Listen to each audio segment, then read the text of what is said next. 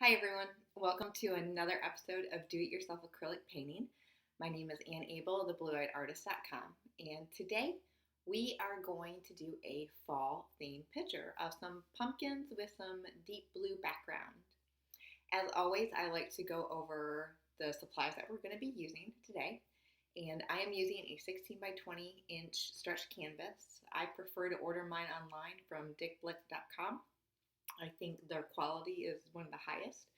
If you don't want to order or invest in ordering something online, you can easily go to one of your local craft stores and get a simple 16 by 20 inch stretch canvas. You can tell the difference because it's got the wood behind it and you can feel it. It makes a little cling sound, okay? I'm also using acrylic painting, and today we are using a palette full of blues, reds, yellows, and black because I want it really deep for the scary Halloween type of theme. The blue I'm using is actually ultramarine blue. The red is fire red. Yellow is just plain old yellow. And then, of course, black and white as our two shades. I'm going to be using a variety of different brush sizes. My 1/2 brush, my 1-inch brush, and then what I call my small pencil thin brush for my details. So get some water, get something to drink, pause the video if you need to, and let's get started. Okay, so the first thing we're going to do is I'm actually going to kind of block in where I want my pumpkins at. So I'm going to mix together the yellow and red and kind of make an orange. And I want my pumpkins kind of big. They kind of start out as circles, kind of. And then we got the little lines in there. I'm going to do 2 of them. Now, one of the reasons I'm having them go in opposite direction is to help give some movement in the painting. Okay, from there, that's it. Now I'm going to start with my background. Now, normally I do like a full background, but this time I'm going to kind of go around the pumpkins, okay? So this time I'm going to grab my bigger brush, voila. And I want this to be very deep and dark, so I'm going to start with my ultramarine blue and start applying it on there. It's pretty dry. I start really dry painting because I don't want the water to diminish the pigmentation in the acrylic paint. I'm going to add some black, see if I can get it kind of more of a deeper color.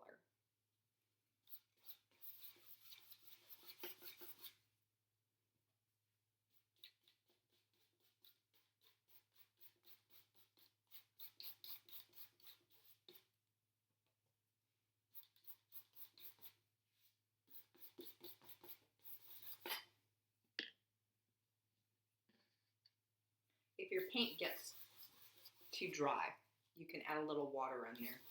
You want to be careful with how much water you add because the water can start dripping down the canvas, and those streaks with acrylic paints are very, very difficult to get rid of.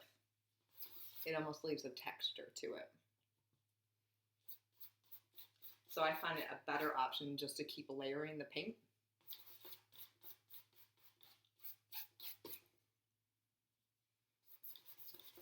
So the look I'm going for is to have very deep outside edges and then kind of a glow around the center. And then this will help frame the picture along with give some movement for the eyes for the viewers.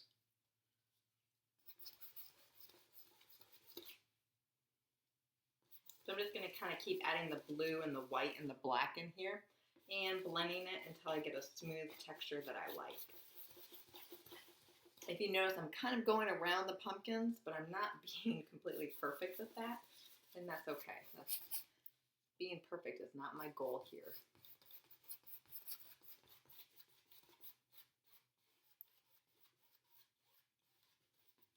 Now, for the ground area, I actually want that a deep black because I want the focus to be lit more right about here. And I'm going to have to lighten up this area, especially if I want to add my black cat on top of the pumpkins.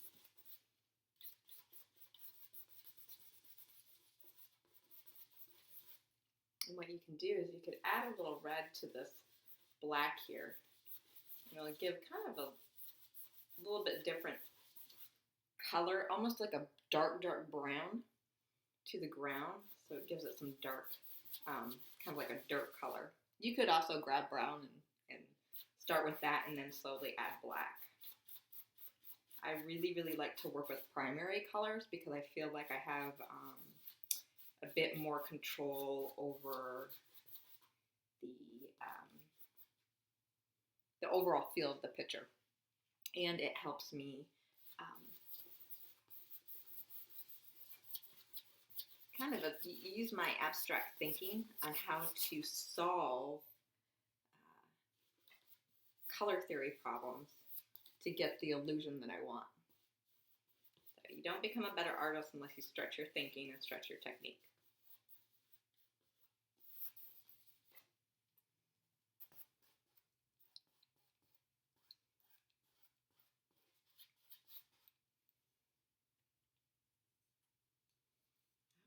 Maybe some more clouds in here. So I'm going to play with my brush stroke. I'm going to turn my brush to the side and see what I can get. See if I can get some freaky, scary clouds in here.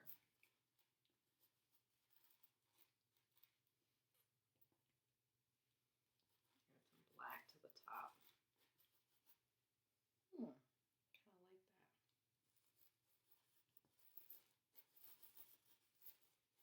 that. This is a technique I've used for waves. Works kind of well for clouds too.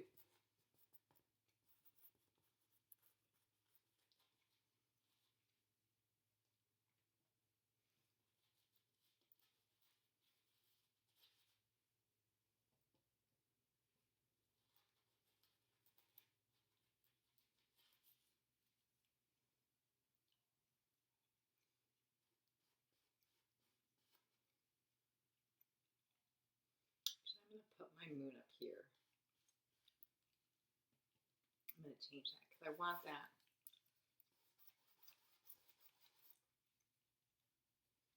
cat to have something in the background to go against. And I actually really like that yellow in there, so I'm going to kind of add that back in there.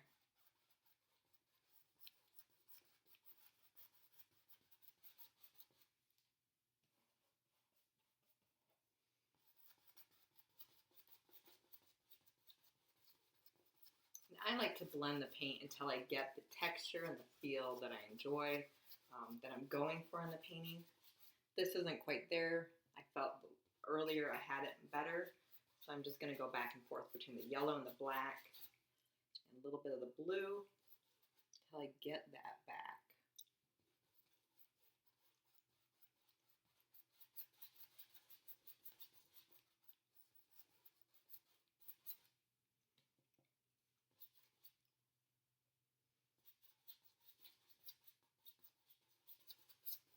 I've got quite a bit of paint on there, so I'm actually going to let that dry for a little bit. It's not quite where I want it at, but I'm going to start working on my pumpkins because sometimes layering it when it's still wet, the paint just keeps blending and you can't get anywhere, so I'm going to let that dry.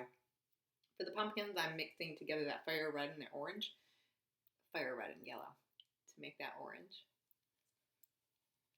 and a little white to give it that nice orange color. And I'm just going to start filling it in.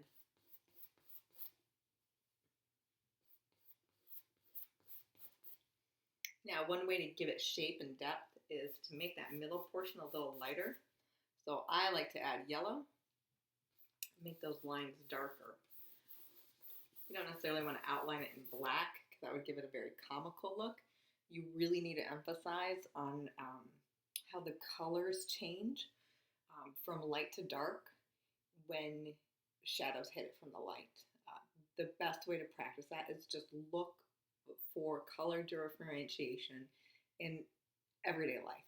When you're looking at your computer, when you're looking at your coffee mug sitting there, look at how the roundness, one side is lighter that's hitting the light and the other side gets slightly darker. That is the best way to train your eye and then transport that to how you paint. It gets easier, I promise. You just got to look for it. Most of us don't even know that it's there. Now I have switched out to a little bit smaller brush Not much smaller, but a little bit. I'm adding white to give it a softer look. And one of the reasons I'm adding yellow at the top is because the moonlight is hitting it from here. So the top is always going to be lighter. The bottom's going to be a little bit darker. So I add more red at the bottom to give it that depth. And I'm just going to go in and fill in all my pumpkins here. I'm going to have this outside edge darker to help define it. And then add a little yellow right on there and just blend it in. Don't be scared to add a color straight to the canvas. Worst case scenario, you let it dry, you put white over it, you attack it again, and you fix the color. The only way you learn is through experimentation. So I need a little white here, lighten this up, and just blend. When I blend, I pull from one color into the other.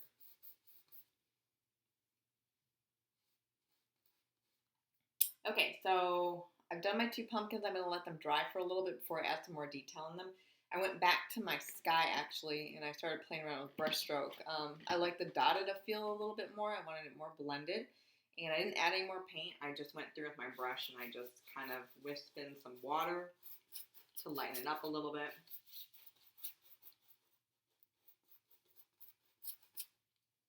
I did like a back and forth feel.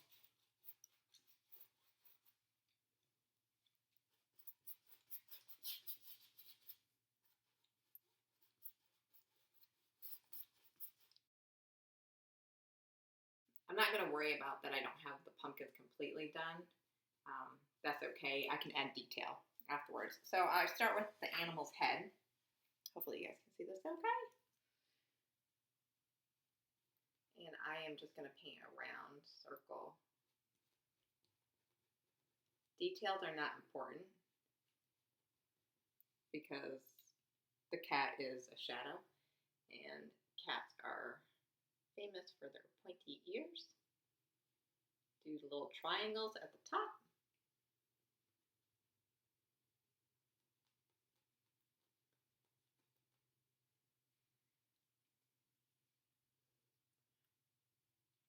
And then I'm going to bring its body down, and I'm going to let its paws come out. Now I'm using my huge 1-inch brush here.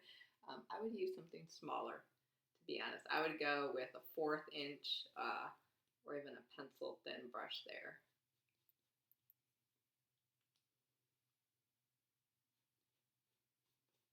And I'm going to bring its little behind up more.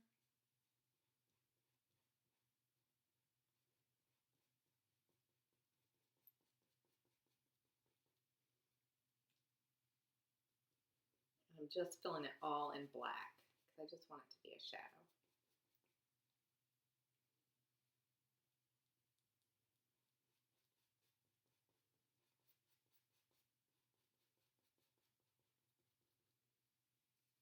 Now for its tail, I'm definitely not going to use my 1-inch brush. That would just make it too big. But I'm going to give it a tail that goes up. You could also have it down laying on to the pumpkins itself. It looks super cute.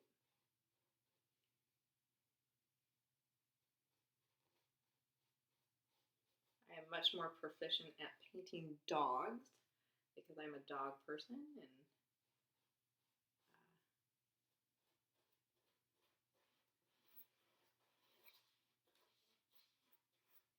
now you could certainly add grass or more of a darker brown bottom. You could add trees in the background. You could add more pumpkins. You could add leaves. Those are all great possibilities for this painting.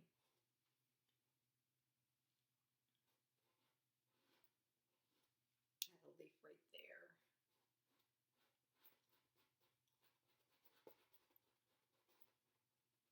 There we go. And then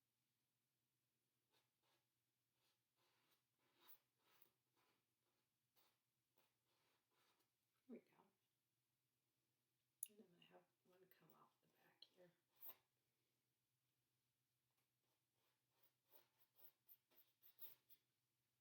There we go. And that's it. So we've got some cute little pumpkins and a little kitty cat. I hope you enjoyed it.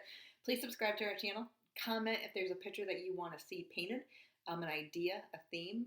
I'll check it, and I will be more than happy to come up with a demo for you and film it. So you can check me out in my personal art at theblueeyedartist.com.